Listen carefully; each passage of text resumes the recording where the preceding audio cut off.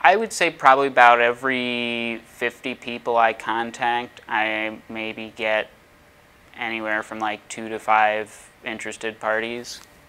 And that's just very big. That's not, necessarily all those are not going to become clients. That's just, call and email 50 people and maybe 5 of them email me back and say, okay, maybe tell me some more, or,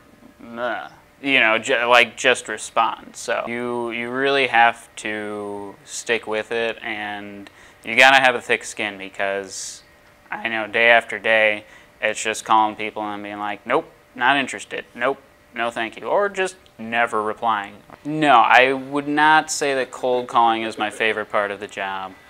My favorite part of the job, this is kind of general, but is working with clients. I'm a people person, and I like talking to people, and I like helping people with whatever they want to do. And so I really love having meetings with clients and talking to them and finding out what they need and what they want out of this video, and figuring out a way to provide that to them. And that just is the best part of my day. I would say, the quality that I have is it's my personal touch, and I just care a lot about, doing this.